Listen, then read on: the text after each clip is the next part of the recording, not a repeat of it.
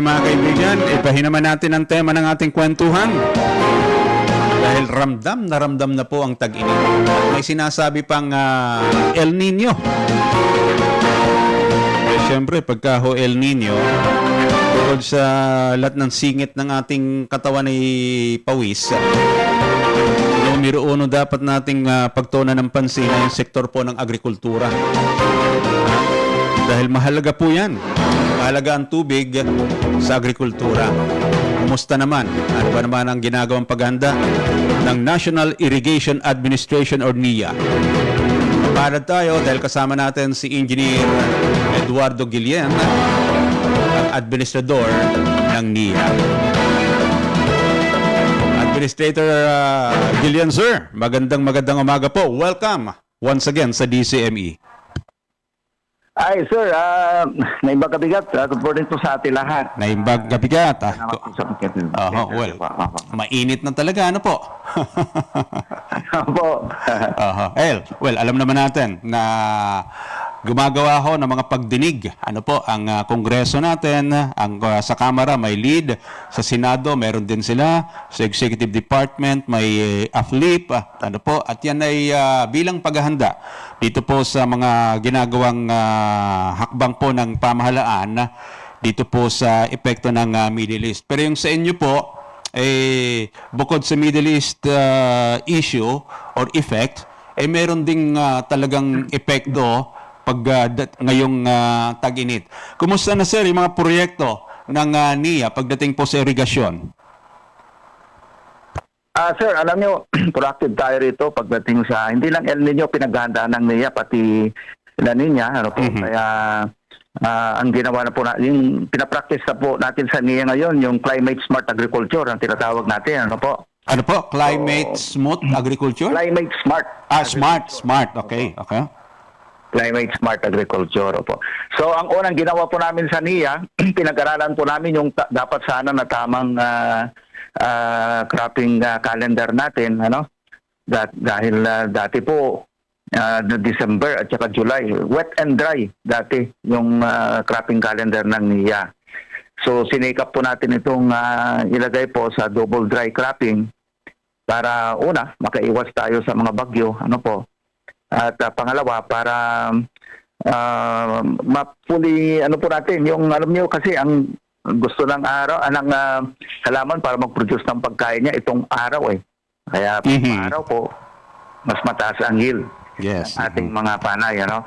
So ginawa po natin itong October, ano, and then ali tayo ng February, and then quick turnaround ng March, ali ulit ng July, ano.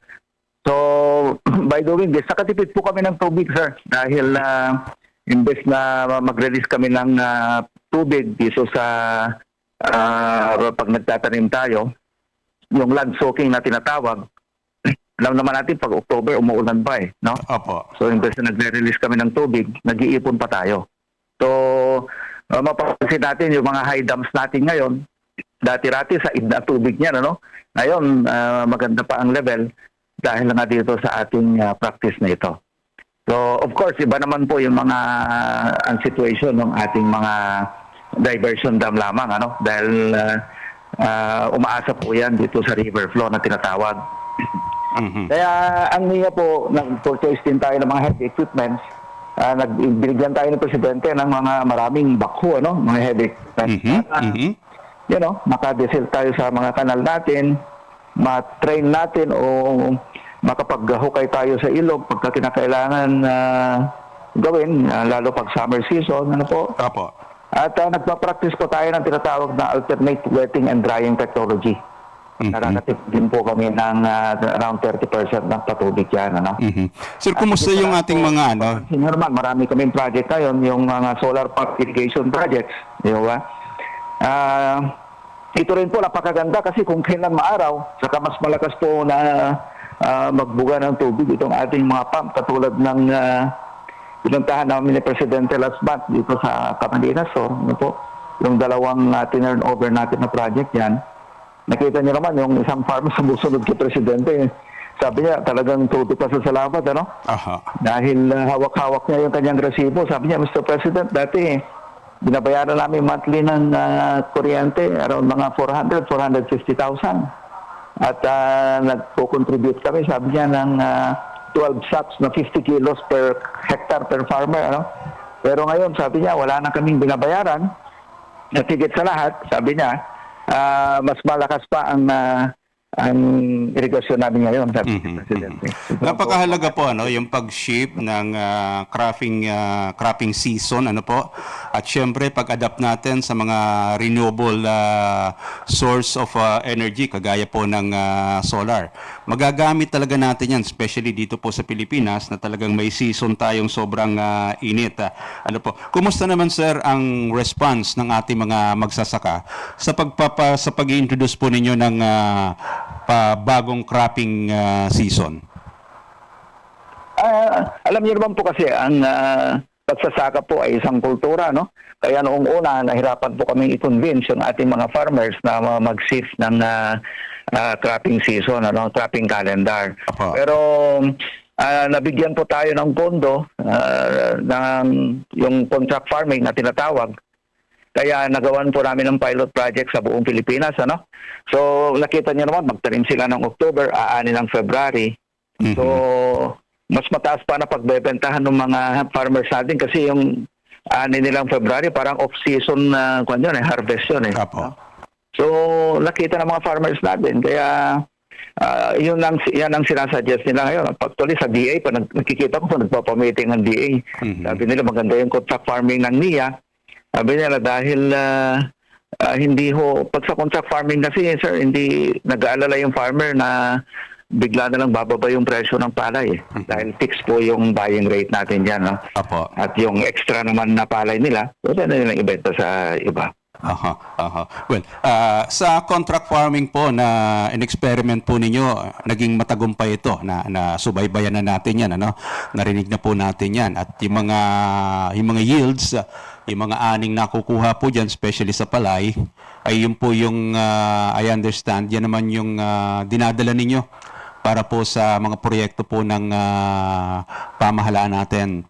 Lumawak na po ba yung contract farming project ng NIA? Nadagdagan pa ho ba ito? Well, actually, hindi one time lang kami nabigyan ng budget po niyan. Oh, ganun ba? Rotate naman po namin.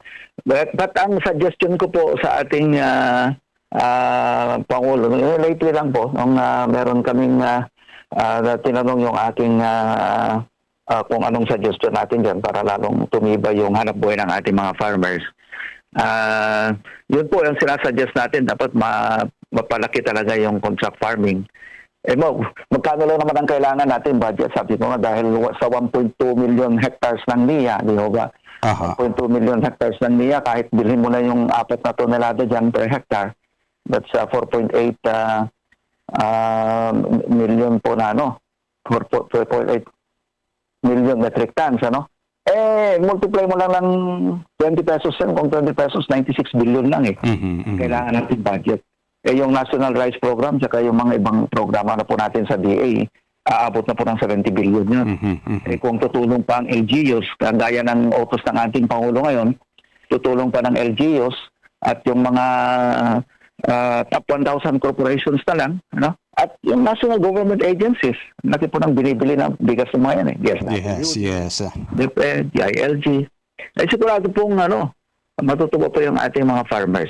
Pinag-aaralan na po ng ating Pangulo yan. Other than palay, Administrator, ano po yung mga crops na ini-introduce po ninyo sa ating mga magsasaka? Pati yung high value crops, meron na kaming project dyan tuwang-tuwa nga ako dyan sa Cebu. Di ba binigyan natin ng irrigation yung ating mga kababayan dyan sa yung nasa upland community sa Cebu. Tapos sila na nagsusupply ngayon ng mga high value crops sa market ng Cebu. Walang problema ng market po dyan. At nag-launch po ang NIA ng programa, yung sa EPAP, yung Enhanced Partnership Against Hunger and Poverty. Nakipartner kami dyan with DSWD at pinapataniman po natin yung mga irrigation canals natin, yung mga long irrigation canal ng mga gulay at ibinibenta nila sa DSWD, sa mga ospital, sa BJMP, at sa Alam niyo ba ang total receipt na ng NIA as of June last year umaabot na po ng 1.6 billion. May gano'n, no? Ganun ganaki po yun.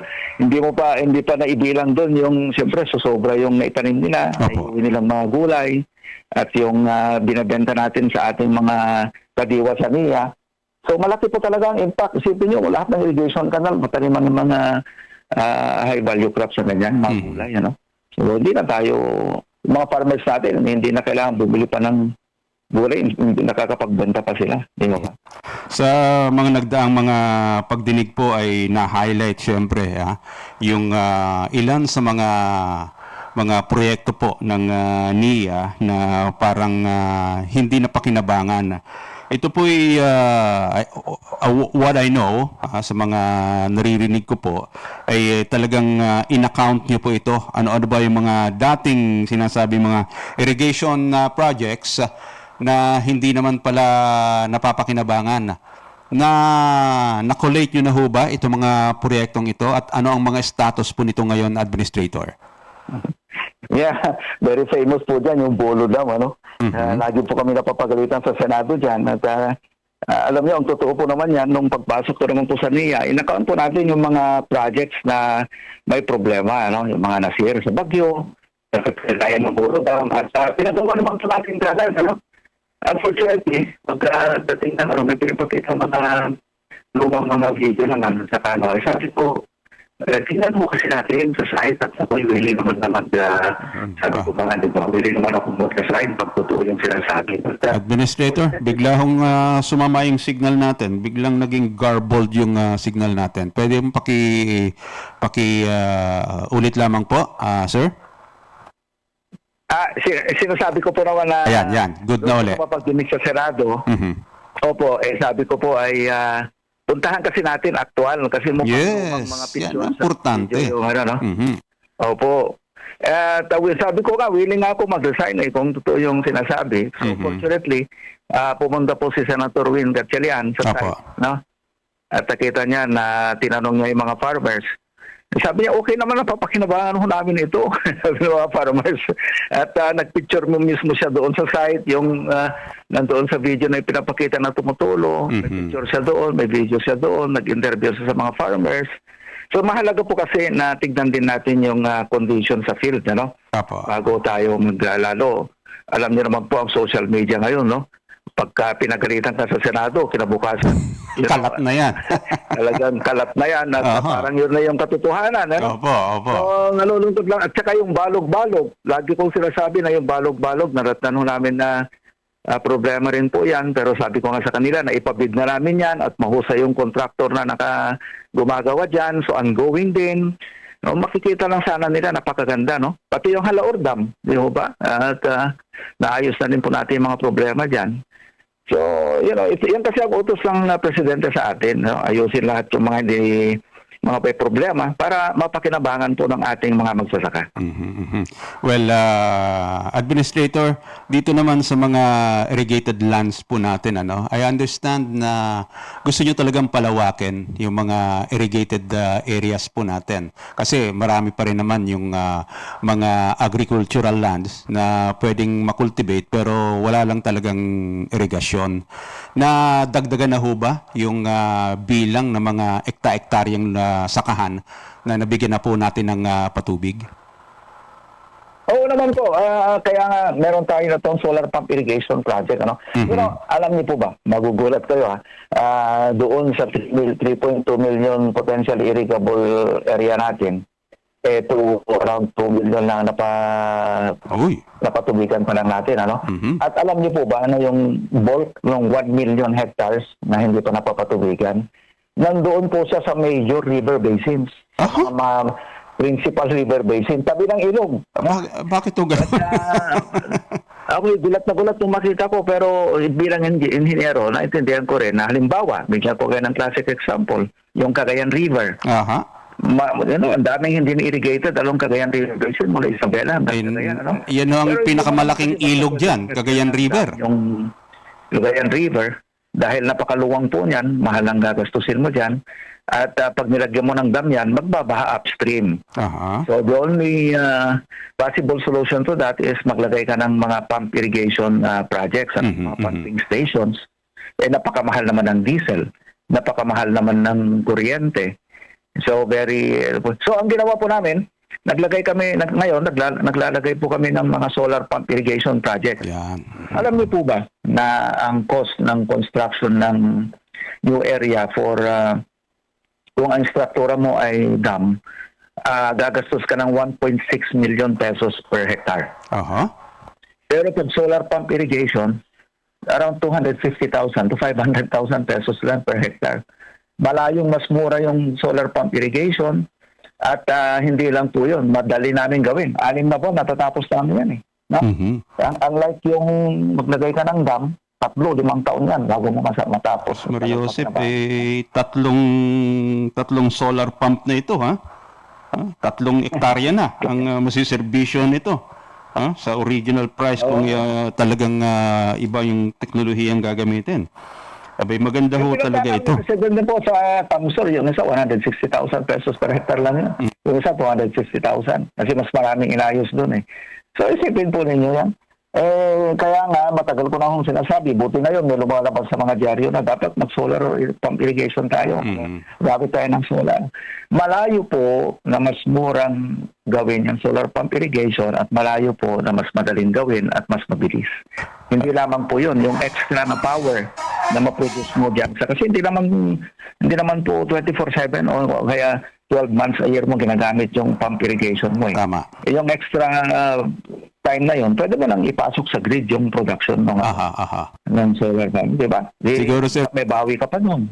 yung common na nasa isipan ngayon ng mga kababayan natin, especially yung mga magsasaka, na when we say solar power, kailangan nito talaga ang sikat ng araw para makapag-produce po ng kuryente. Paano naman daw pagka season ng rainy season, tag-ulan? Ano naman daw ang pakinabang dito? Una sa lahat, pag tag-ulan, di mo naman kailangan ng patubig, ano po? Irrigation naman po ang nagpapatakbo doon sa dam. Ibig sabihin kahit walang araw, tatakbo po yan. Mas mababa lang yung pero around 70% pa rin po yung kanyang power. No? So, win-win talaga tayo dyan. Hindi lang po yun, pwede pang gamitin ng ating mga farmers dyan para i-drive yung kanilang rice processing system, yung post-harvest facility, cold storage. Hindi lamang po yan.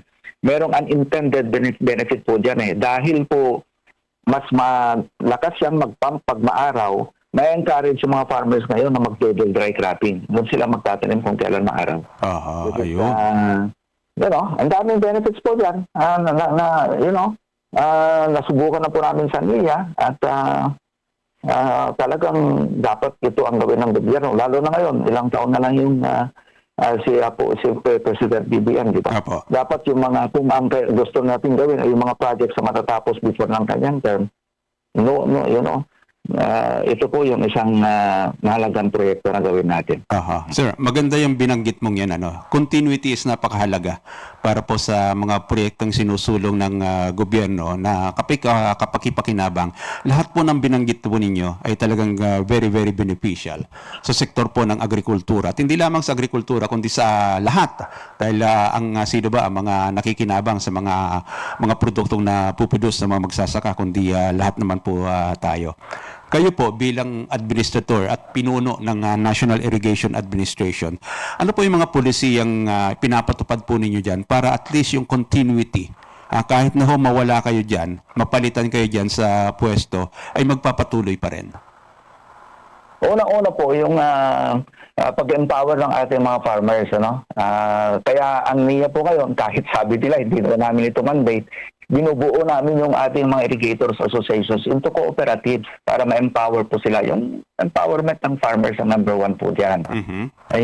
Kapag nabuo natin yung mga farmers as cooperatives, so meron na silang pwede na sila mag-issue ng resibo, pwede na silang mag-negosyo, may economies of scale production na sila, mas mabilis na po silang manghingi ng ayuda o ng farm equipments sa gobyerno dahil mas marami sila At mas may power sila dahil, ito naman, kung mayor ka, awayin mo ba yung kooperatiba? Ilan ang puso niya, no? Sa bayan ko na nga lang, 4,000 sila eh. So, matatalo ka na ba? Yung sustainability kasi, ang maganda sa mga cooperatives, may sarili silang board. Hindi mo pwede basta pakialaman yung mga yan, no? Kahit sinong mayor na ang lilipas yan, hindi mo basta mapakialaman yan, kundi dapat mo talagang tulungan. At isa pa po, yung again naniniwala po kasi ako na kapag na-empower mo yung mga farmers, no, sila na po ang magiging nation builder. Hindi ho sila yung laging ayuda na lang ng ayuda. Dapat bigyan natin sila ng tamang tools, ng tamang organization para, ma-empower po sila at maging nation builder sila. Instead na maging ayuda lang umaasa lang sa ayuda. Tama. Yung po ang number one ang ginagawa namin sa NIA dyan. Bukod dyan, of course, ang pagtatayo natin ng mga long-term solutions sa irrigation, yung mga high dams. Kita nyo naman sa administrasyon ni Presidente ngayon, ilan yung sinimulan nating high dams. Yung tatapusin natin yung Balog-Balog, Tumawini, Inisait, Panay River Basin, yung Halaor, yung nandyan yung Halaor dam, by the way, sir, hindi alam ng marami dyan, pero yan ang... Yan ho ba yung sa Iloilo, sir? Sa Iloilo po. Oo, yan, tama. Yan po yung pinakmalaking pundo na naibigay sa NIA. At binigyan ng Presidente na mahigit 6 billion this year, para lang matapos yan. Kita mo yung focus ng Presidente, talagang alam niya kung ano yung mahalaga eh. Alam mo yung kasabihan, put your money where your mouth is? Correct. Yan ang ginagawa ngayon ng Pangulo. Oo, hindi yung salita lang kung ano diyan, basta at makikita mo siyang gumagawa. Ako bilang administrator lang niya, nakikita ko yung mga galaw niya eh. Yan ang kailangan natin. Yung hindi lang sa gawa kundi hindi lang sa salita kundi sa gawa talaga. Anyway, napakaganda yung team up po ninyo, no? Yung direksyon ng Pangulo at yung execution naman ng mga projects diyan po sa NIA, alam naman ho, nakikita naman ho ng marami yan. Even sa House of Representatives, nakikita naman po na talagang malaki na ang improvement ng NIA when it comes to pagpapatakbo nito. So sana lang ho talaga ay masustain ito, magtuloy-tuloy dahil it's about time na talagang mabura na sa yung notion na ang Pilipinas is a agricultural country pero puro pag-aangkat ng mga produktong agrikultural ang ginagawa natin. Sana mawala na yon at talagang kaya na nating i-sustain ang pangailangan natin dahil agricultural country naman talaga tayo eh. Administrator, maraming salamat po sa inyo Yes sir, kaya natin yan. Masipag po ang Pilipino at masikap po tayo. So, wala po kung kaya natin yan. Totoo po yan. Pero ang mga kababayan natin ay nagiging masipag lalo, mas nagiging agresibo pagka nakikita nila na ang mga namumuno sa kanila, namumuno sa atin, ay talagang nagtatrabaho rin ng tapat. Totoo po yan. Kailangan lang po.